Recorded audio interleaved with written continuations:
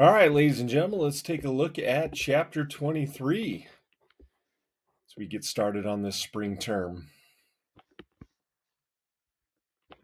So here's the four sections, and we'll take them one at a time. So here's that first section focus question. So after World War II, the United States possessed enormous industrial capacity, the largest Navy and Air Force. The Army was demobilized, and the only atomic bomb in the world. This made it the most powerful nation in the world. Roosevelt had wanted to avoid a return to the isolationism of the post-World War I era and believed the U.S. should lead efforts to establish cooperation, democracy, and prosperity across the globe, in part through new institutions such as the World Bank and the United Nations. U.S. leaders believed that America's security depended on stability in Europe and Asia, and that American prosperity required the rebuilding of economies worldwide.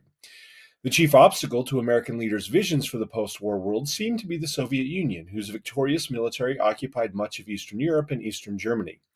The Soviet Union's triumph over Germany and its claim that communism modernized Russia appealed to colonized peoples who desired national independence, and like the USSR intended to reshape the world in its own image.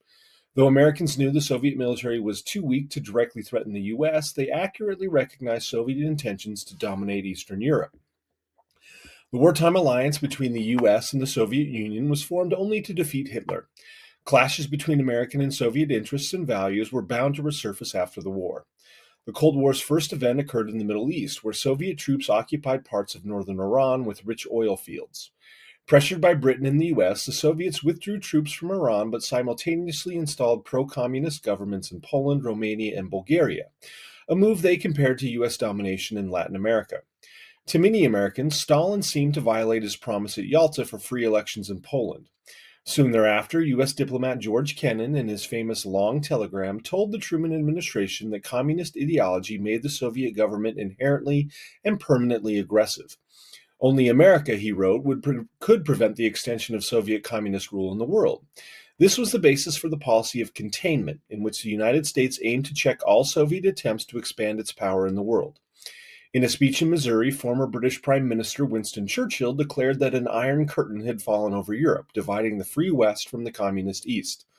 This reinforced the emerging beliefs that a long-term struggle between the U.S. and the Soviets was at hand. In March of 1947, Truman announced a new policy which came to be called the Truman Doctrine. The United States was now engaged in a global conflict with the Soviet Union. When he became FDR's vice president in 1944, Truman was an obscure senator from Missouri with little foreign policy experience, and as president, he soon faced daunting foreign policy challenges. He did not trust Stalin and believed the U.S. had to assume world leadership. Truman decided to embrace containment when Britain signaled it could no longer afford military aid to Greece, where the monarchy faced a communist-led revolt, and to Turkey, where the Soviets wanted joint control of the crucial straits linking the Black Sea and the Mediterranean.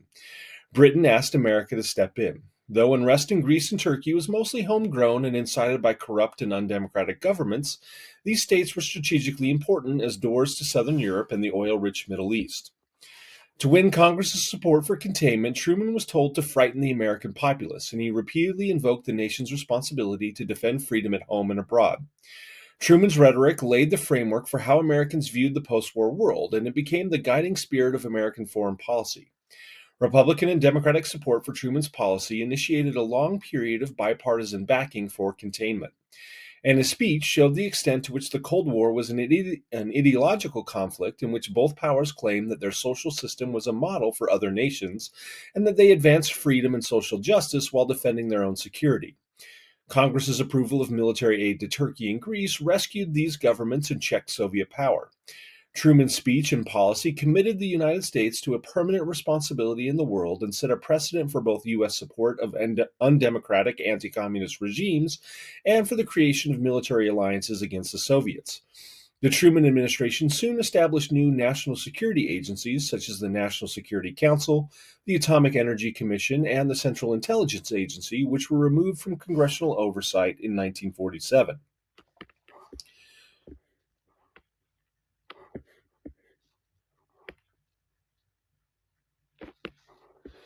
Potential military action was only one element of containment. Secretary of State George C. Marshall outlined another in a speech in June 1947, in which he committed the United States to spending billions of dollars to finance Europe's economic reconstruction.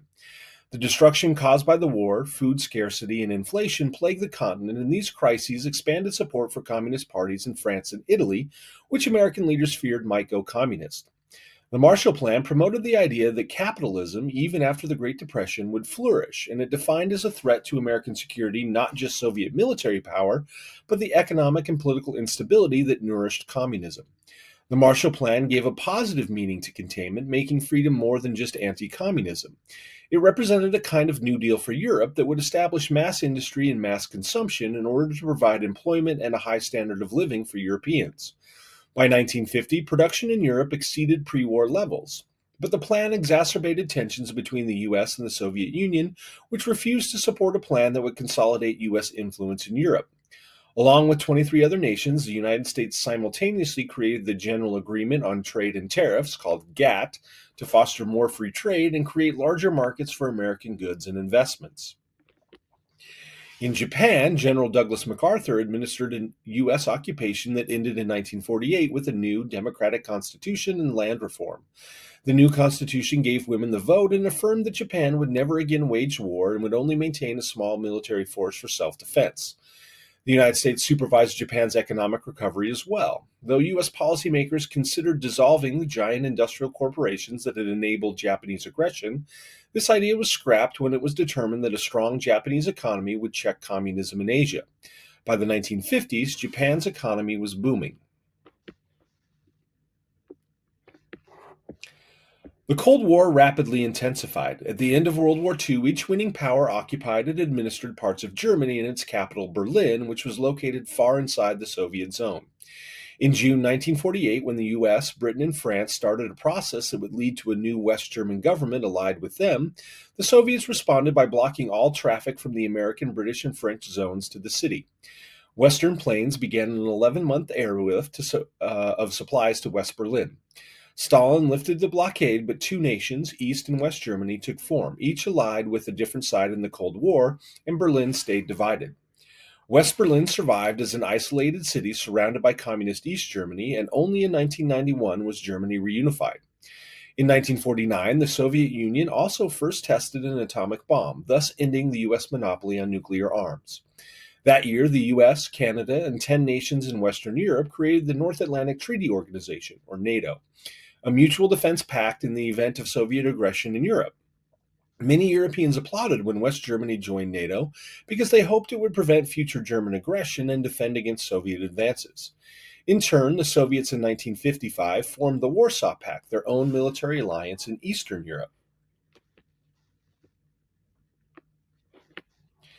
Also in 1949, Chinese communists led by Mao Zedong won the civil war in that country, dealing a heavy blow to U.S. containment policy. The Truman administration, criticized by Republicans for having lost China to communism, did not recognize the new People's Republic of China and prevented it from taking its seat in the United Nations. Until the 1970s, the United States defended the exiled regime in Taiwan as China's legitimate government. In 1950, the National Security Council responded to the growing tensions in Germany, China's new government, and the Soviet atom bomb with a policy of permanent military armament. The document expressing this new policy, called NSC 68, depicted the Cold War as an epochal conflict between the idea of freedom and the slavery of the Soviets that would determine whether the free world survived. NSC 68 spurred monumental increases in military spending.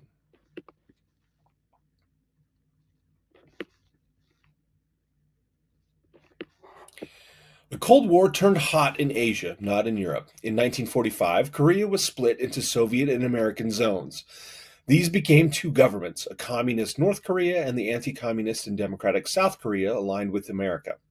In June of 1950, North Korean troops invaded the South in an attempt to unify the peninsula under communist rule, and they nearly conquered all of South Korea. Truman interpreted the invasion as a Soviet challenge to U.S. containment policy, and the UN authorized military action. American troops, led by General Douglas MacArthur, launched a campaign that resulted in U.S. occupation of most of North Korea. But in October of 1950, hundreds of thousands of Chinese troops crossed the border and pushed UN forces back down the peninsula.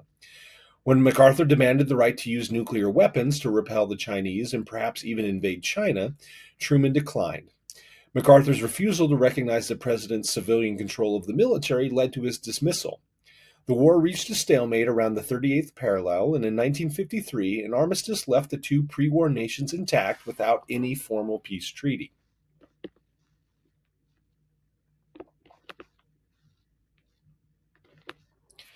More than 33,000 Americans, 1 million Korean soldiers, 2 million civilians, and hundreds of thousands of Chinese troops died. The Cold War that began in Europe now became global in scope.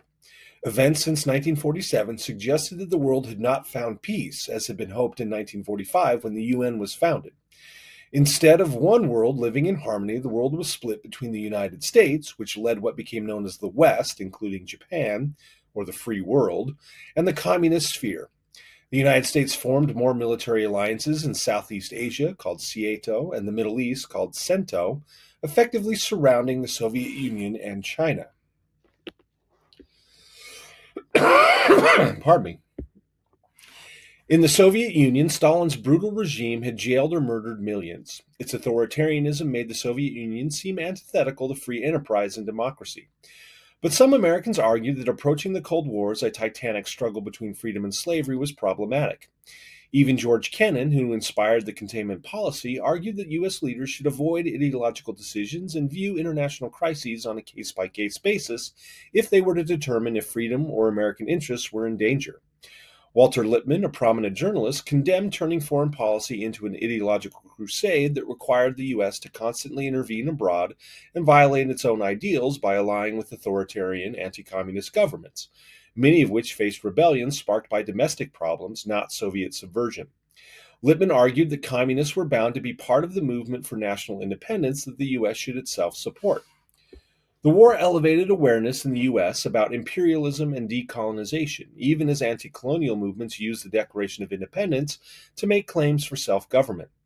Some liberals and black leaders pressed Truman to promote decolonization, and in 1946, the U.S. gave independence to the Philippines.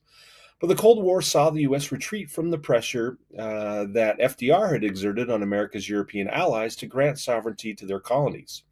Britain and France hoped to retain their possessions in Africa and Asia.